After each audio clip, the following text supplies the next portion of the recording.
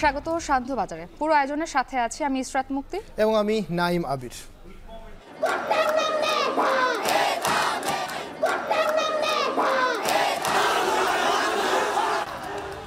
৩৭ জন CMM already শুনানি হয়েছে এবং মঞ্জুরও হয়ে গেছে।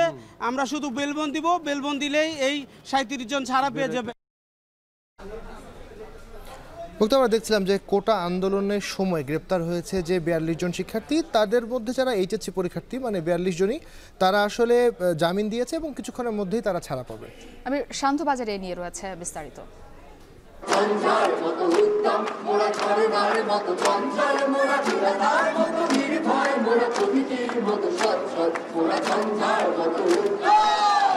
আমাদের যেসব ভাই বোনদের এখনো জেলে আটক করে রাখা হয়েছে তাদেরকে ছেড়ে দিতে হবে। শিক্ষা প্রতিষ্ঠান খুলে দেন, হলগুলি খুলে দেন, বিশ্ববিদ্যালয়ের গেট থেকে আপনার পুলিশ প্রত্যাহার করুন।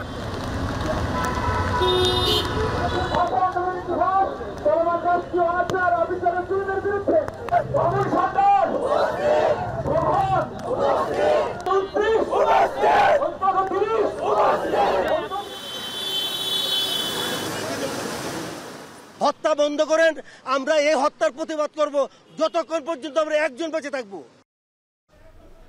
আমি দেখছিলাম আমরা কোটা সংস্কার আন্দোলনে নিপীড়নের প্রতিবাদে সমাবেশ হয়েছে, গণমিছিল, ধ্রুবযাত্রায় প্রতিবাদ জানিয়েছেন শিক্ষক, শিক্ষার্থী এবং একই সঙ্গে নাগরিক সমাজ এবং বিভিন্ন পেশাজীবী কিন্তু এই যে আন্দোলনে সামিল হয়েছিল মিছিলে, ধ্রুবযাত্রায় বিশেষ করে শিক্ষক, চিকিৎসক, সাংবাদিক, শিল্পী এবং সর্বস্তরের মানে সাংস্কৃতিক অঙ্গনে যারা কর্মী তারা সবাই কিন্তু এখানে সামিল হয়েছিল। এবং শান্তবাজারে এ নিয়েও থাকছে বিস্তারিত। তবে শুরুতে আমরা যারা আটক হয়েছে তাদের ব্যাপারে যে সিদ্ধান্ত সেটি নিয়ে শুরু করব।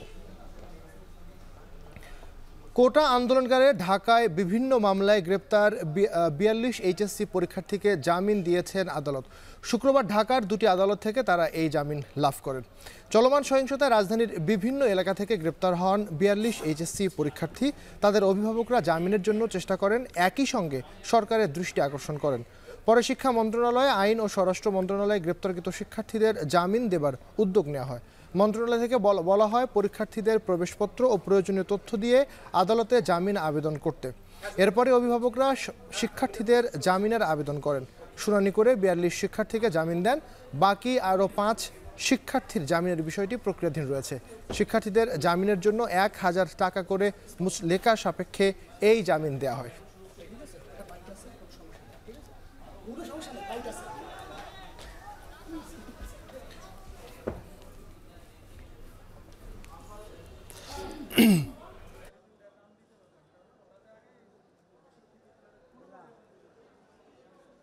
সাঁত্রিশ জন সিএমএম অলরেডি শুনানি হয়েছে আর এখন আরেকটু এবং মঞ্জুরও হয়ে গেছে।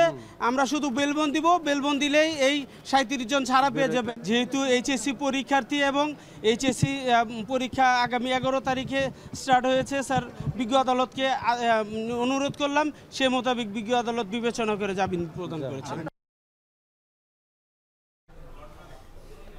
মুক্তা, আমরা এই বিষয়ে আরও বিস্তারিত জানতে চাই এবং এর জন্য আমাদের সাথে স্টুডিওতে যোগ দিয়েছেন আমাদের সহকর্মী জাহিদ হাসান। জাহিদ, আপনাকে স্বাগত জানাচ্ছি। প্রথমেই একটু জানতে চাই যে কিছুক্ষণের মধ্যে তো এই যে ৪২ জন শিক্ষার্থী ছাড়া পাবেন, পুরো প্রক্রিয়াটি সম্পর্কে একটু জানতে চাই বিস্তারিত। দেখুন আবির, চলমান যে ঘটনা, সেই ঘটনায় বেশ কিছু শিক্ষার্থী রাজধানীর বিভিন্ন থানায় তাদের বিরুদ্ধে মামলা দেওয়া হয়েছে। সেই মামলা তারা গ্রেপ্তার হয়েছিলেন। এরপরেই এই শিক্ষার্থীদের পক্ষে তাদের বাবা মায়েরা, বিশেষ করে অভিভাবক যারা রয়েছেন, তারা এটি নিয়ে উদ্বেগ এবং উদ্বিগ্ন হন এবং তারা সরকারের সাথে যোগাযোগ করেন এবং এটি নিয়ে গণমাধ্যমেও বেশ আলোচনা হয়, বিভিন্ন ধরনের সংবাদ প্রচারিত হয়। এরপরে কিন্তু সরকারের পক্ষ থেকে, বিশেষ করে শিক্ষা মন্ত্রণালয়, স্বরাষ্ট্র এবং আইন মন্ত্রণালয় থেকে বলা হয় যে যারা শিক্ষার্থী রয়েছেন, বিশেষ করে এইচএসসি শিক্ষার্থী, চলমান যে এইচএসসি পরীক্ষা চলছে, তাদের যে প্রবেশপত্র সহ অন্যান্য যে কাগজপত্র রয়েছে, এই তথ্যাদি নিয়ে, এই তথ্য প্রমাণ নিয়ে আদালতে আবেদন করলে এদেরকে জামিন দেওয়া হবে এবং এই উদ্যোগটি সরকারের পক্ষ থেকেই নেওয়া হয়েছে। অভিভাবকদের এক ধরনের উদ্বিগ্ন এবং গণমাধ্যমের বিভিন্ন ধরনের সংবাদ প্রচারের কারণেই এটি হয়েছে। এরপরে আজকে আমরা দেখেছি যে আওয়ামী লীগের সাধারণ সম্পাদক, সড়ক সেতু মন্ত্রী, তিনিও সকালে বলেছেন যে তারা এইচএসসি পরীক্ষার্থীদের যাদের ছেড়ে দেওয়া হয় আদালতের মাধ্যমে, সেই উদ্যোগ তারা নিয়েছেন। তারই ধারাবাহিকতা আমরা দেখেছি যে বিকেলে আইনজীবীরা শিক্ষার্থীদের পক্ষে প্রথমে 36 জনের পক্ষে একটি আবেদন করেছেন একজন আইনজীবী। এরপরে বাকি আসামি যারা শিক্ষার্থী রয়েছেন তাদের বিরুদ্ধেও যে অভিযোগ রয়েছে সেটির জামিন চাওয়া হয়েছে এবং এই আইনজীবীদের জামিন চেয়ে মোট 42 জন শিক্ষার্থী 3 ধাপে আজকে তাদের জামিন দেওয়া হয়েছে এবং তারা আশা করে যাচ্ছে যে যেহেতু পরীক্ষার্থী এবং তাদেরকে বিশেষ গুরুত্ব দিয়েই জামিন দেওয়া হলো এবং তাদের বিবেচনা করা হয়েছে তাদের বিষয়গুলোকে, যেহেতু তারা পরীক্ষার্থী এবং তাদের পুরো বিষয়টিকেই মানবিক দিক থেকে এবং বিভিন্ন পারিপার্শ্বিক দিক থেকে বিবেচনা করেই তাদের জামিন দেওয়া হয়েছে। আশা করা যাচ্ছে যে আদালতের যেই আইনি প্রক্রিয়া সেটি শেষ হয়ে গিয়েছে, এখন যেই জামিনের যেই সার্টিফাইড কপি যেটাকে আমরা বলি বা সত্যায়িত যেই কাগজ যেটাকে আমরা বলি সেটি এই জামিননামা যেটি বেইল বন্ড বলা হয়, এটি কারাগারে পৌঁছানো মাত্র আমরা আশা করছি যে এই 42 জন শিক্ষার্থী তারা ছাড়া পেয়ে যাবেন এবং তারা তাদের বাসায় অভিভাবকদের মাধ্যমে বা আইনজীবীর মাধ্যমে তারা হয়তো পৌঁছে যাবেন এবং তারা পড়ার টেবিলে ফিরে যেতে পারবেন এবং তাদের যে পরীক্ষা এবং স্বাভাবিক যেই তাদের যে কার্যক্রম সেগুলো তারা করতে পারবেন। এটি যেহেতু আদালত তাদের জামিন দিয়েছে এবং তাদের বিরুদ্ধে আর কোনো অভিযোগও নেই, সুতরাং তাদের আর কারাগারে আটকে রাখার কোনো আইনগত কোনো সুযোগ নেই। আপনাকে ধন্যবাদ আমাদের সঙ্গে যুক্ত হবার জন্য।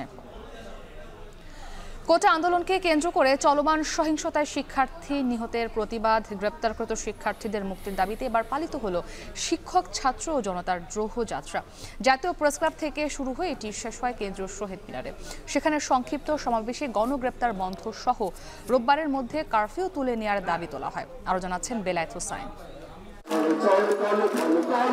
স্লোগানে গর্জনে প্রতিবাদের হুঙ্কার, ব্যানার, পেস্টুন আর প্লাকার্ডে দাবি আদায়ের লেখনী, মুহুর্মুহু স্লোগানে প্রকম্পিত ঢাকার রাজপথ।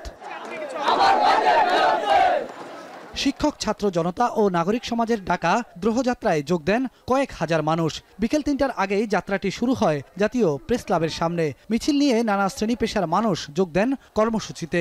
অনুষ্ঠিত হয় আলাদা আলাদা পথসভা। শিক্ষার্থী হত্যার বিচারের দাবি করেন তারা। ছাত্র জনতার জন্য 9 দফা দিয়েছি, সেই 9 দফা যতক্ষণ পর্যন্ত আদায় না হচ্ছে আমরা সারাক্ষণ মাঠে থাকবো।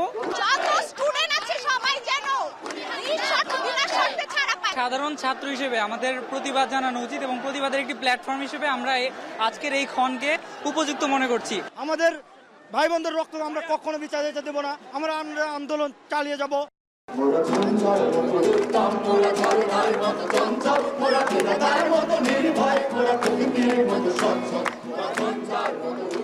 সমবেত কণ্ঠে প্রতিবাদী গান গেয়েও দাবি আদায়ের আওয়াজ তোলেন বিক্ষুব্ধ ছাত্র, শিক্ষক, জনতা।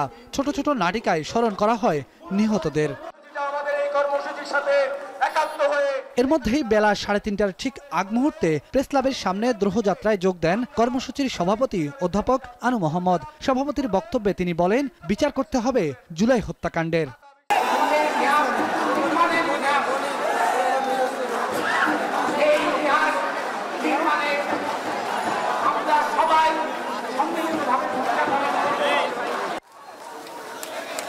পরে দ্রোহযাত্রাটি গণমিছিলে রূপ নেয়। জাতীয় প্রেসক্লাব থেকে শুরু করে ঢাকা বিশ্ববিদ্যালয়ের দোয়েল চত্বর ও টিএসসি হয়ে কেন্দ্রীয় শহীদ মিনারে গিয়ে আবারও সমবেত হন বিক্ষুব্ধ ছাত্র, শিক্ষক, জনতা। সেখানেও নানা প্রতিবাদী স্লোগান, গান, কবিতা আর মঞ্চ নাটকে হত্যার বিচার দাবি করা হয়। গণগ্রেপ্তার বন্ধ, গ্রেপ্তারকৃতদের মুক্তি ও রোববারের মধ্যে কারফিউ তুলে নেওয়ার দাবি জানানো হয়। রোববার বেলা 3টায় জাতীয় প্রেস ক্লাবের সামনে থেকে আবারও গণমিছিলের ঘোষণা দেওয়া হয়। প্রতিবাদী গান, মঞ্চ নাটক সহ নানা সাংস্কৃতিক কর্মকাণ্ড স্থান পেয়েছে শুক্রবারের এই কর্মসূচিতে। ছাত্র, শিক্ষক, জনতার এই দ্রোহযাত্রায় অংশ নিয়েছেন শিক্ষক, শিক্ষার্থীর পাশাপাশি নানা শ্রেণী পেশার মানুষ। জাতীয় প্রেস ক্লাব থেকে শুরু করে শহীদ মিনার পর্যন্ত অনুষ্ঠিত এই গণমিছিলে স্লোগান, ব্যানার আর ফেস্টুনে প্রকম্পিত হয়েছে ঢাকার রাজপথ। একদিন বিরতি দিয়ে আবারও একই কর্মসূচি ঘোষণা করেছেন ছাত্র, শিক্ষক, জনতা। তারা বলছেন, দাবি আদায় না হওয়া পর্যন্ত তাদের এই কর্মসূচি অব্যাহত থাকবে। শহীদ মিনার থেকে বেলায়েত হোসাইন, এখন ঢাকা। দেখছেন সান্ধ্যবাজার।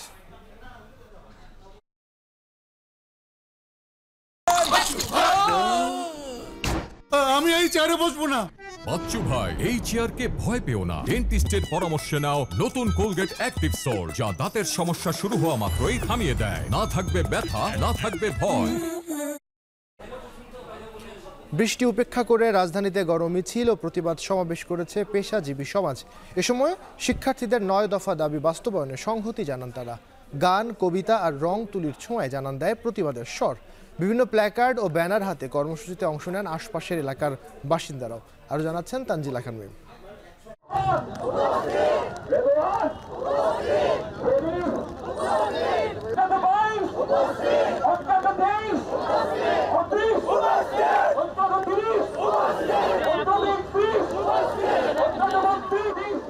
সকাল থেকেই মুষলধারে বৃষ্টি, তবু সেই বাধাকে তোয়াক্কা না করে কোটা সংস্কার আন্দোলন ঘিরে হত্যা ও গণগ্রেপ্তারের প্রতিবাদে এক হতে শুরু করেন সমাজের সর্বস্তরের মানুষ। গান, কবিতা আর রং তুলির ছোঁয়ায় জানান দেয় প্রতিবাদের স্পষ্টতা। বাইরে এসে ওদের পাশে দাঁড়ানো, দিনে দিনে আমরা যা দেখেছি, যে অন্যায় অবিচার দেখেছি সাধারণ মানুষের উপরে, ছাত্রদের উপরে, শিক্ষকদের উপরে, সেটা একেবারে একটা অনৈতিক একটা জায়গায় এসে দাঁড়িয়েছে। কিন্তু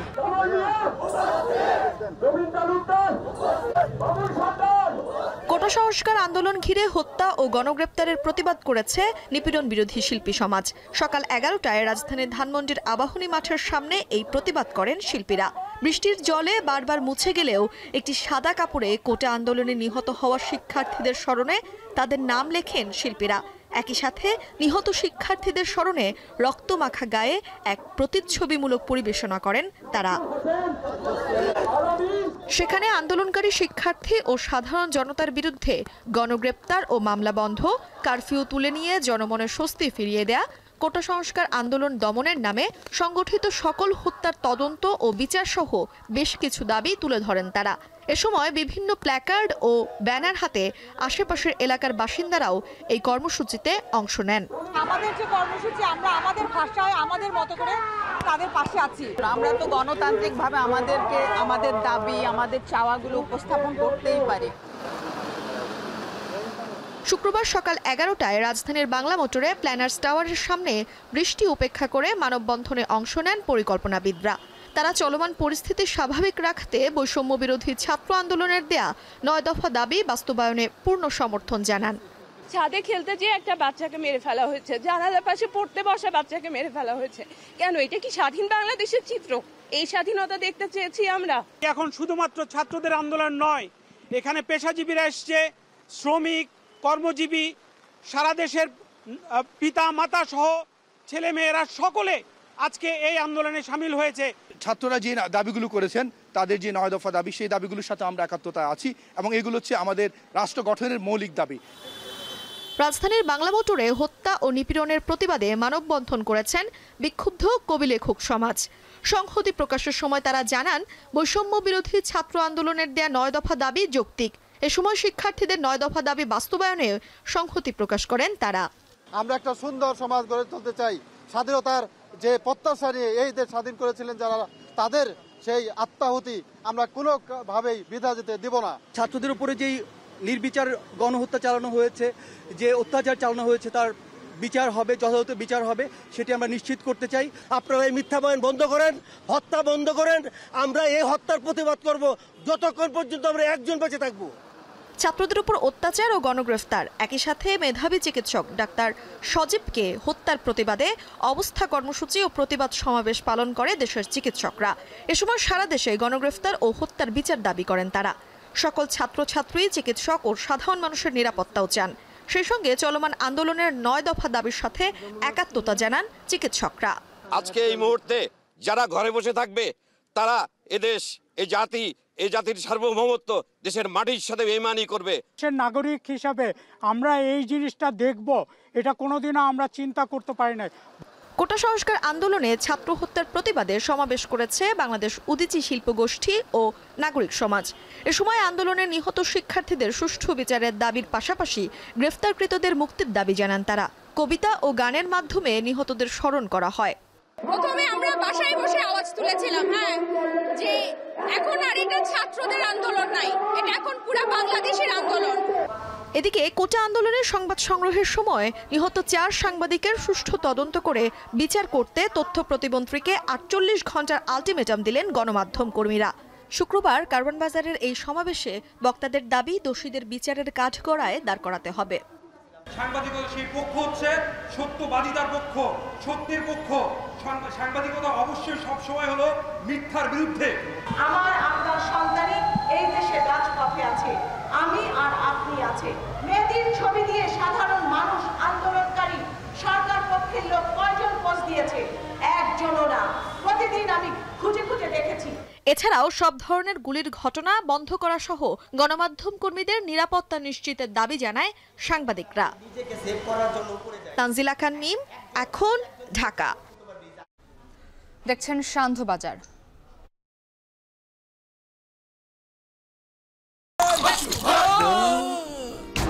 আমি এই চেয়ারে বসবো না।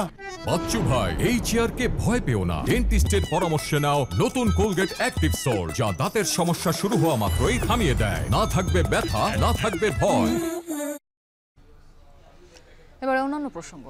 হঠাৎ করেই জুলাই মাসের মাঝামাঝি সময়ে প্রবাহ কমে প্রবাসী আয়। প্রথম 27 দিনের রেমিটেন্স আসে 156 কোটি 74 লাখ ডলার। পরে মাসের শেষ 4 দিনে তা অনেকটাই বেড়ে দাঁড়ায় প্রায় 191 কোটি ডলারে। এরপরও তা গত 10 মাসের মধ্যে সর্বনিম্ন। আর্থিক খাতের বিশ্লেষকরা বলছেন হুন্ডির কারণেই কমছে প্রবাসী আয়, আর তাই প্রবাসী আয় বাড়াতে যথাযথ উদ্যোগ নেওয়ার পরামর্শ তাদের। আতর নিয়ন জানাবেন বিস্তারিত।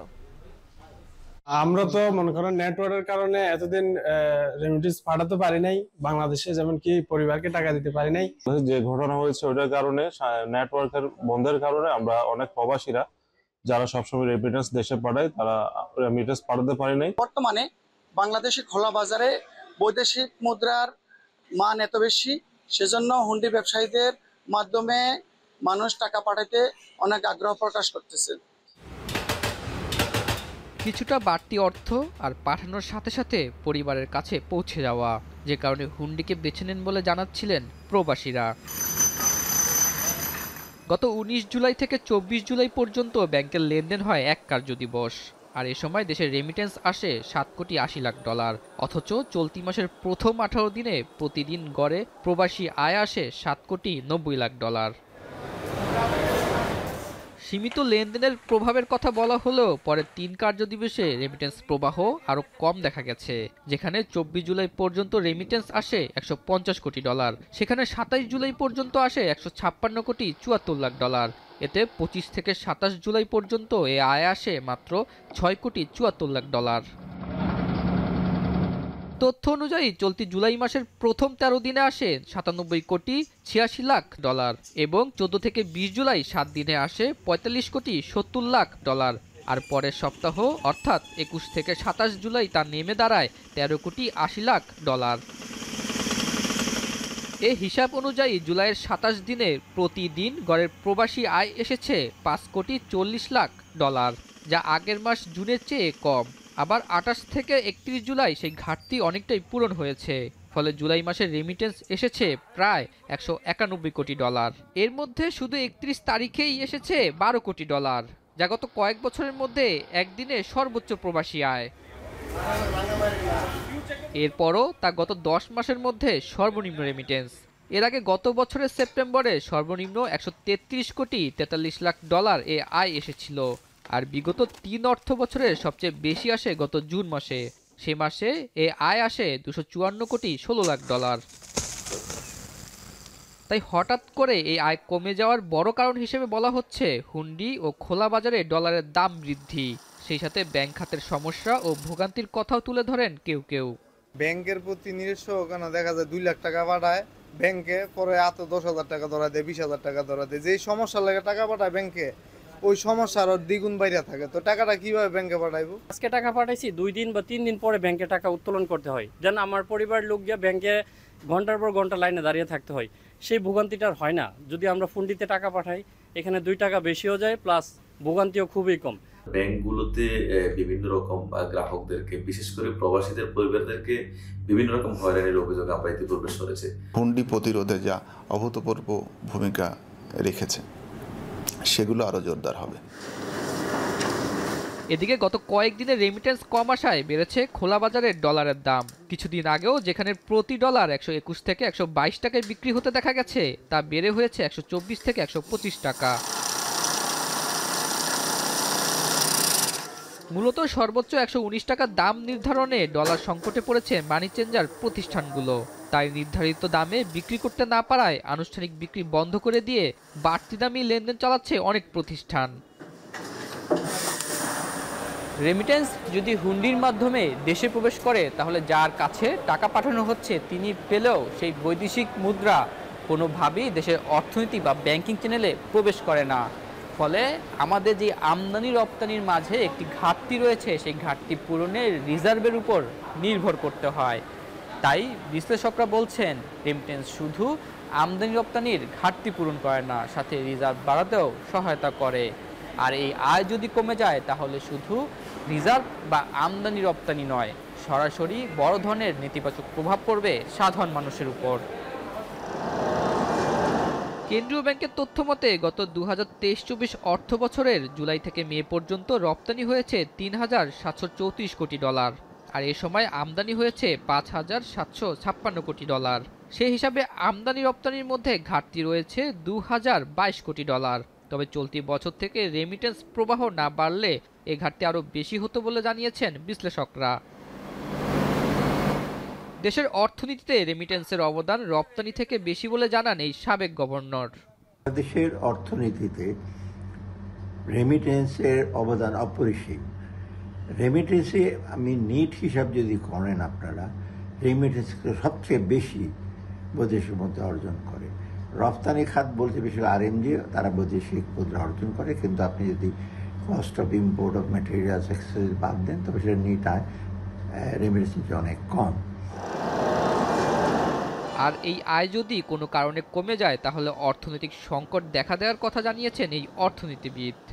ফর্মাল চ্যানেলে রেমিটেন্স আসা যদি কমে যায়, যে কারণেই হোক, তাহলে তো আপনি আমদানির উপর যেই শিথিলতা শুরু হয়েছিল, যে আগে তো একটা মার্জিন রিকোয়ারমেন্ট খুব স্ট্রিক্টলি এনফোর্স করা হতো, এখন ইদানিংকালে সেটাকে আস্তে আস্তে শিথিল করা হচ্ছিল, সেইটা তো আপনি টিকিয়ে রাখতে পারবেন না, এবং সেক্ষেত্রে অবাধে আমদানি করা সম্ভব হবে না। এবং আমাদের আমদানি তো বেশিরভাগই উৎপাদন এবং বিনিয়োগ সম্পৃক্ত, সেক্ষেত্রে ইকোনমিতে তো আরেকটা বড় ধাক্কা আসবে যদি ফর্মাল চ্যানেলে আসা বন্ধ কমে যায়।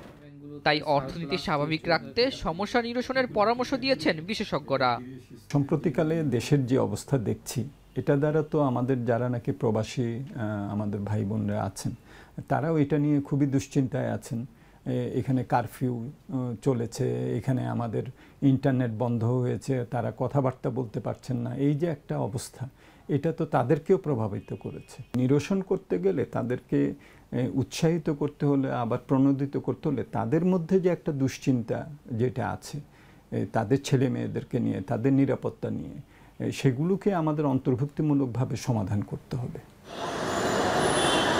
বাংলাদেশ ব্যাংকের হিসাবে 2022-23 অর্থ বছরে দেশে $2,161 কোটি প্রবাসী আয় এসেছিল, আর 2023-24 অর্থ বছরে এ আয় এসেছে $2,391 কোটি। আতাউর নিয়ন, এখন, ঢাকা। শান্তবাজারের সময় হলো ছোট্ট একটা বিরতি নেবার, ফিরছি একটু পর, সাথেই থাকুন।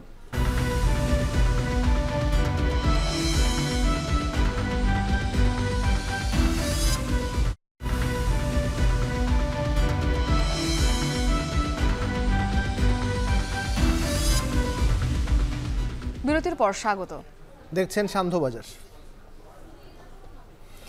বৈরী আবহাওয়া সত্ত্বেও সরবরাহ ভালো থাকায় রাজধানীর বাজারগুলোতে কমেছে সবজির দাম, কিছুটা কমে এসেছে মরিচের ঝাঁঝও, তবে বেড়েছে সব ধরনের মাছের দাম, সেই তালিকায় আছে চালও। ওদিকে ডিমের দাম কিছুটা কমেছে, অপরিবর্তিত আছে গরু ও খাসির মাংসের দাম। রাজধানী কারওয়ান বাজার ও মোহাম্মদপুরের কৃষি মার্কেট ঘুরে সপ্তাহের বাজার পরিস্থিতি জানাচ্ছেন আসিফ ইকবাল। শুক্রবার সকাল থেকে শুরু হওয়া বৃষ্টি মাথায় নিয়ে যারাই রাজধানীর কাঁচা বাজারে এসেছেন তাদেরই পড়তে হয়েছে ভোগান্তিতে। কাদা আর পানি মারিয়েই করতে হয়েছে সপ্তাহের বাজার। তবে কমে যাওয়া সবজির দাম এদিন কিছুটা স্বস্তি দিয়েছে ক্রেতাদের। বাজারে প্রায় প্রতিটি সবজির দামই কেজিতে কমেছে প্রায় 10 থেকে 20 টাকা করে। সবচেয়ে বেশি কমেছে কাঁচামরিচের দাম, কেজিতে প্রায় 50 থেকে 60 টাকা পর্যন্ত। প্রতি সপ্তাহে কেজিতে এখন 10 টাকা 15 টাকা সব সবজির দাম কমছে। কাঁচামরিচ 250 গ্রাম 50 টাকা, কচুরমুখী 80 টাকা, পেঁপে 50 টাকা, চিচিঙ্গা, ঝিঙ্গা, দুন্দুল 60 টাকা। মহল্লায় মহল্লায় ভ্যানে করে বিক্রি করা ভাসমান দোকানেও কমেছে সবজির দাম। অনেক ক্ষেত্রে বাজারের চেয়ে 10 থেকে 15 টাকা কমে পাওয়া যাচ্ছে ভাসমান দোকানে। বাজার থেকে আমরা 10 টাকা কমে বেশি, যেহেতু আমাদের এখানে ভাড়া কম, তো এই কারণে। পটল বেশি 30 টাকা কেজি, ভেন্ডি বেশি 40 টাকা কেজি, উচ্ছে বেশি 60 টাকা কেজি, পেঁপে বেশি 30 টাকা কেজি। তবে ক্রেতাদের কপালে চিন্তার ভাঁজ ফেলেছে সব ধরনের চালের মূল্যবৃদ্ধি। শুক্রবার রাজধানীর বিভিন্ন বাজার ঘুরে দেখা যায় সরবরাহের ঘাটতি না থাকলেও রাজধানীর বাজারগুলোয় আবারও বেড়েছে চালের দাম। 2 সপ্তাহের ব্যবধানে বিভিন্ন ধরনের চালের দাম কেজিতে 2 থেকে 8 টাকা পর্যন্ত বেড়েছে। সব চালের দামই মনে করেন কেজি প্রতি 5 টাকা 4 টাকা 3 টাকা করে বাড়ছে। আড়তদাররা বলতেছে যে মিল থেকে রেট বেশি যাচ্ছে, সাধারণত তারা আমাদেরকে বাড়তি রেটে দিচ্ছে। এদিকে তেমন কোনো স্বস্তির খবর নেই মাছের বাজারে। প্রত্যেক মাছের দামই বেড়েছে কেজিতে প্রায় 50 থেকে 100 টাকা। বেশি দামের পেছনে বিক্রেতারা দিচ্ছেন সরবরাহ ঘাটতির চিরচেনা অজুহাত, আর ক্রেতারা বলছেন মাছ চলে গেছে মধ্যবিত্তদের নাগালের বাইরে। বৃষ্টি আর এমনি মাছের একটু ক্রাইস, এর জন্য, অন্য কিছুর জন্য। আবার কিছুদিন পরে মাছ বেশি পাওয়া যাবে, দামও কমে যাবে। ইলিশ মাছ ছোটরা এটা বেচতেছি 700 টাকা কেজি, পোয়া মাছ বেচতেছি আপনার 600 টাকা কেজি, আর একটা আছে যে 500 টাকা কেজি। ইচ্ছা করলে কিনা যায় না, আর দাম চেয়ে বসে থাকে, মনে হয় স্বর্ণের দাম, এটা গোল্ডের দামের মতো ওরা বিক্রি করে। এদিকে বাজারে কমেছে ডিমের দামও। প্রতি ডজন ডিম 150 টাকায় বিক্রি হচ্ছে, যা এক সপ্তাহ আগে 165 থেকে 170 টাকাতেও বিক্রি হতে দেখা গেছে। তবে অপরিবর্তিত রয়েছে ব্রয়লার ও সোনালী মুরগির দাম। প্রতি কেজি ব্রয়লার মুরগি 180 থেকে 190 টাকা ও সোনালী 300 থেকে 320 টাকায় বিক্রি হচ্ছে। অপরিবর্তিত আছে মাংসের বাজারও। বাজারে প্রতি কেজি গরুর মাংস বিক্রি হচ্ছে 750 থেকে 800 টাকা, আর খাসির মাংস বিক্রি হচ্ছে 1100 টাকা কেজি দরে। আসিফ ইকবাল, এখন, ঢাকা। দেখছেন শান্ত বাজার।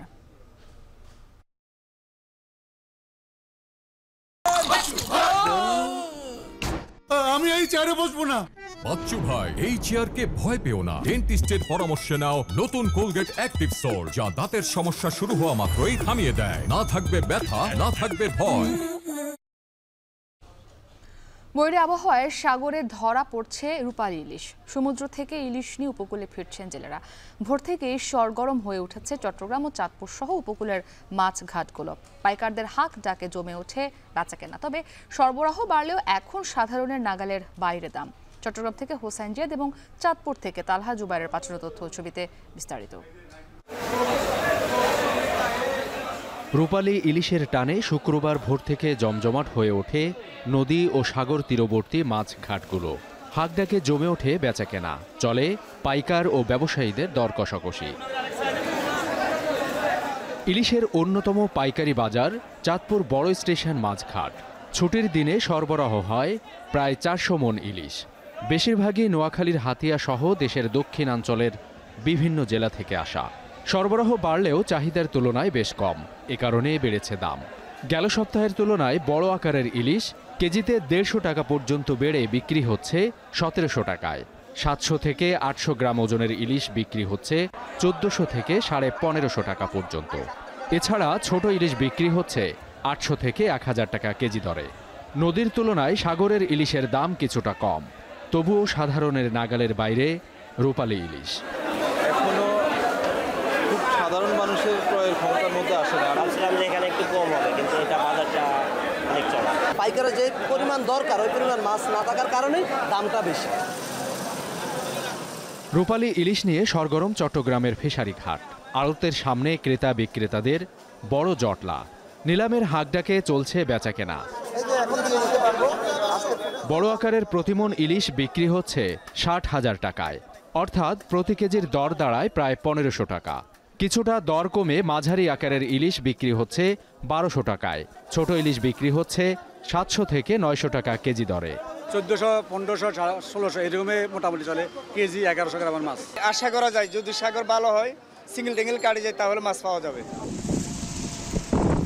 65 দিনের নিষেধাজ্ঞা শেষে গেল 23 জুলাই সাগরে নামেন উপকূলের জেলেরা। প্রায় 10 দিন পর শিকার করা মাছ নিয়ে তীরে ফিরছেন অনেকে। বৈরী আবহাওয়ার কবলে পড়ে লোকসানের শঙ্কা করছেন বোট মালিকরা। সাবিত সারোয়ার, এখন। শান্তবাজারে আরও একটা বিরতির সময় হলো, ফিরছি একটু পর, সাথেই থাকুন।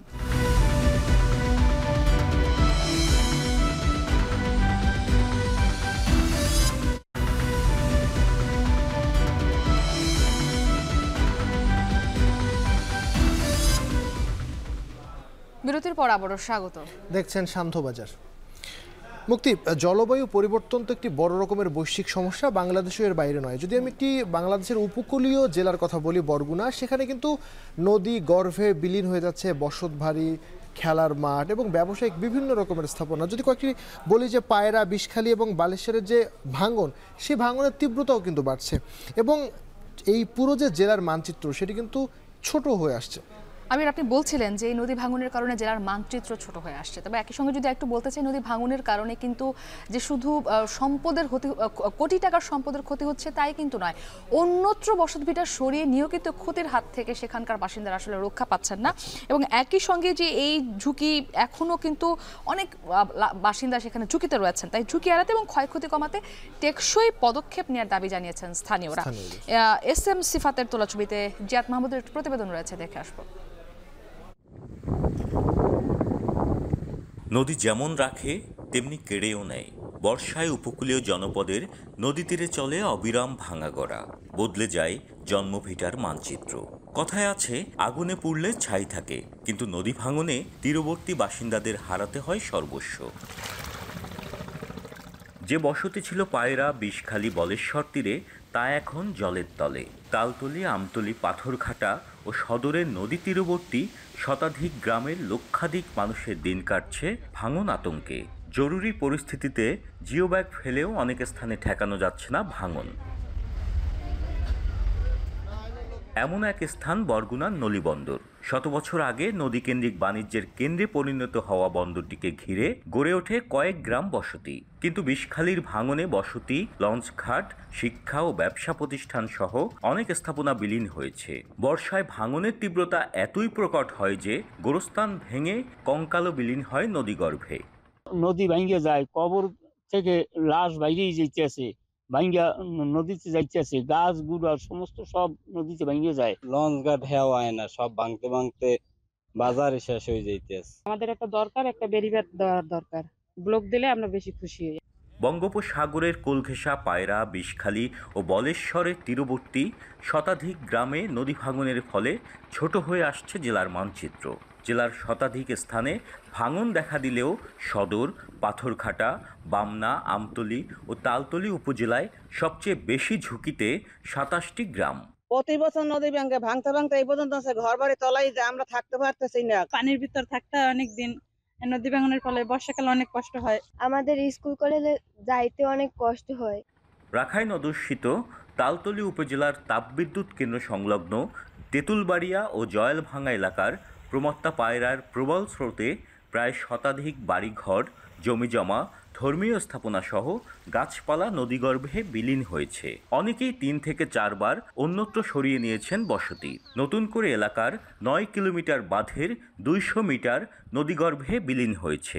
এতে শঙ্কিত স্থানীয়রা। ভাঙতে ভাঙতে একটা লাশ প্রান্তেই আমরা এই পুষিয়ার পর আর আমার কোনো দিকে যাওয়ার মতো কোনো জায়গা নাই। কাইতেই পড়ে গেছে নদীতে, ওই আমার বাড়ি, ওই বাড়ি সারিয়ে আমরা ভিতরে এই ধারে আবার আইছি। বলক মলক হারাই দিয়েছে, এই দিয়ে মগে দাবি আর কি, বলক ওই বগি দিয়েছে, ভাঙে তো নাই। প্রতি বছর ঝড় জলোচ্ছ্বাসে অবর্ণনীয় দুর্ভোগ পোহাতে হয় ভাঙন তীরের জনগোষ্ঠীকে। তবে উপজেলা প্রশাসন তাকিয়ে আছে ভাঙন রোধে প্রস্তাবিত প্রকল্পের অনুমোদনের দিকে। চাইনিজ এবং ওয়ার্ল্ড ব্যাংকের সমন্বয়ে পাথরঘাটা যে কাজ চলমান, ওইটার জন্য কিন্তু আমাদের এখানেও প্রায় 3 কিলোমিটার বাঁধের জন্য ওটা অন্তর্ভুক্ত করা আছে। একটা ব্লক দিয়ে একটা বেড়িবাঁধ দেওয়া হয়েছে না, ওই বেড়িবাঁধটার কাজ আসলে যখন এই প্রজেক্টটা পাস হয়ে যাবে তখনই কাজ হবে। বরগুনায় 805 কিলোমিটার বেড়িবাঁধের মধ্যে 14 কিলোমিটার মারাত্মকভাবে ক্ষতিগ্রস্ত হয় সবশেষ ঘূর্ণিঝড় রিমালে। পানি উন্নয়ন বোর্ড জানায় অচিরেই এসব ভাঙন কবলিত এলাকার সুরক্ষায় নেওয়া হবে টেকসই পদক্ষেপ। আমাদের অলরেডি বরগুনা জেলায় 2টি উন্নয়ন প্রকল্প চলমান আছে, তারা অর্থাৎ প্রায় 13 কিলোমিটার নদী সংরক্ষণ কাজ চলমান রয়েছে।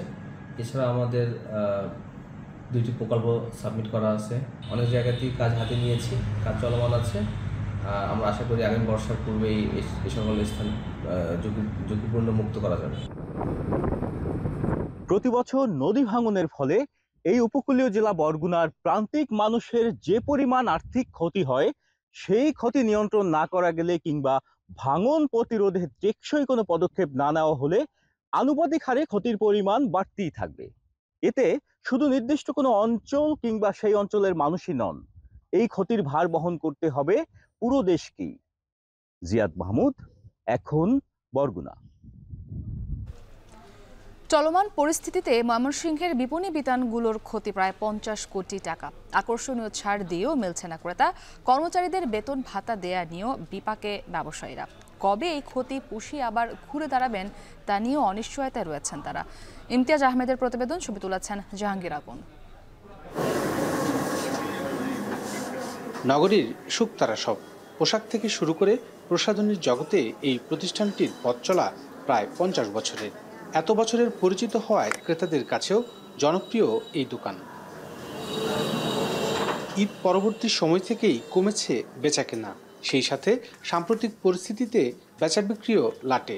চলতি মাসে তেমন ব্যবসা না হওয়ায় বিদ্যুৎ বিল সহ কর্মচারীদের বেতন ভাতার হিসেব কষতেই নাস্তানাবুদ ব্যবসায়ীরা। নগরীর বিভিন্ন ব্র্যান্ডের শোরুমগুলোর ফটকেও ঝুলছে 50 থেকে 60% ছাড়ের ছড়াছড়ি, কিন্তু বিক্রির মৌসুমে ক্রেতা কম থাকায় অলস সময় পার করছেন বিক্রেতারা। সব ধরনের পোশাক আমাদের কালেকশনে আছে, কিন্তু আমরা ওইরকম আশানুরূপ কাস্টমার পাচ্ছি না। সেল না হওয়ার কারণে আমাদের এই পণ্য সামগ্রীগুলো আটকে যাচ্ছে, আর সামনে তো শীত চলে আসবে, তার জন্য দেখা গেছে এই প্রোডাক্টগুলো আমরা নিয়মিত সেল করতে পারবো না। ভালো সময় ছিল, পিক টাইম ছিল, আমাদের অফার ছিল, সব কিছু মিলে আমরা ভালো অবস্থানে থাকতাম, কিন্তু যে পরিস্থিতি দাঁড়াইছে এই পরিস্থিতির কারণে আমাদের ব্যবসাটা খুবই খারাপ অবস্থার দিকে যাচ্ছে। নিম্ন আয়ের থেকে শুরু করে সব শ্রেণীর ক্রেতাদের চাহিদার শীর্ষে গাঙ্গিনাপাড়ের বাড়ি প্লাজা সহ বিভিন্ন বিপণী বিতান কেন্দ্র। কিছুদিন আগেও যে সিঁড়িগুলো মানুষের পদচারণায় মুখর থাকত তা এখন অনেকটাই ফাঁকা। এই অবস্থায় বেকায়দায় ব্যবসায়ীরা। সপ্তাহের ব্যবধানে কোটি টাকার ব্যবসা নেমে এসেছে 5 থেকে 6 লাখে। দ্রব্যমূল্যের চড়া বাজারে ভালো নেই ফুটপাতের কাপড় বিক্রেতারাও। রোজার ঈদের পর থেকে এখন পর্যন্ত খুবই খারাপ অবস্থা, এটা বলে বোঝানো যাবে না, কারণ স্টাফদের বেতন পর্যন্ত দেওয়া যাচ্ছে না, এমন অবস্থানে আছে। শেরপুর, জামালপুর, নেত্রকোনা এইগুলা থেকে কাস্টমার আমাদের আসতো, কিন্তু এখন তারা আসতে পারতেছে না। বর্তমান যে অবস্থা চলতেছে, যেরকম আরও 10-15 দিন 20 দিন থাকে তাহলে অনেক ক্ষতিগ্রস্ত হয়ে যাব। না, বেচাইনা আগের মতো হয় না আর কি, বেচাইনা খুব খারাপ, আর টাইম মতো দোকান বন্ধ হলে তো হয় আর কি। আমরা আগে যেরকমভাবে বিক্রি করতাম সেরকমভাবে হচ্ছে না, আমাদের পরিবার চালানো একটু কষ্টই হচ্ছে। কেনাকাটা কি করব, যে গাড়ি ঘোড়ার জন্য বাসাতে বাইরে নিয়ে যায় না। ব্যবসায়ী নেতারা বলছেন সাম্প্রতিক চলমান পরিস্থিতিতে ক্ষতি প্রায় 50 কোটি টাকা। এই অবস্থায় পুনরায় ব্যবসার পরিবেশ ফিরিয়ে আনতে সংশ্লিষ্টদের প্রতি আহ্বান তাদের। ময়মনসিংহ শহরের টোটাল যদি আমরা হিসাব করি যে 40-50 কোটি টাকার মতো আমাদের ব্যবসা হয় নাই আমাদের ময়মনসিংহ শহরে। অনেক কর্মচারী ছিল, প্রায় 50,000-এর উপরে কর্মচারী আছে আমাদের ময়মনসিংহে। সেই কর্মচারীরা আমাদের ঠিকমতো মালিকরা বেতন দিতে পারতেছে না।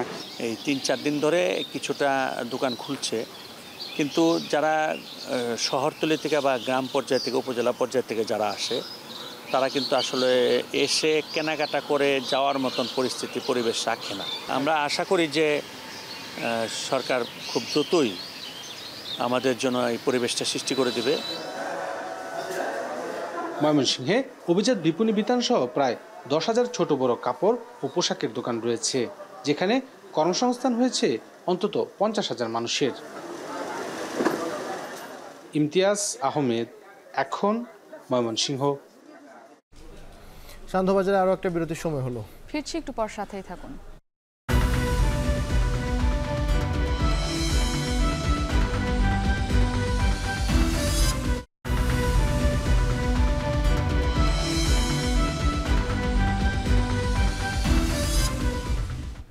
বিরতির পর আবারও স্বাগত।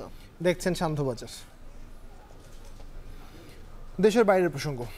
প্রায় 2 মাস আগে স্থাপন করা একটি বিস্ফোরকের মাধ্যমেই হত্যা করা হয়েছে হামাসের প্রধান ইসমাইল হানিয়াকে। মার্কিন সংবাদ মাধ্যম নিউ ইয়র্ক টাইমসে উঠে এসেছে এই তথ্য। যে ভবনে তিনি অবস্থান করছিলেন তাতে আগে থেকেই বিস্ফোরক স্থাপন করা ছিল বলে নিউ ইয়র্ক টাইমসকে জানিয়েছে মধ্যপ্রাচ্য। এদিকে কাতারে আজ সমাহিত করা হবে হামাস প্রধানকে। হানিয়ার মৃত্যুতে গাজায় যুদ্ধবিরতি চুক্তির বাস্তবায়ন নিয়ে নতুন করে তৈরি হয়েছে শঙ্কা। আরও জানাচ্ছে নিশিতা ব্রহ্ম।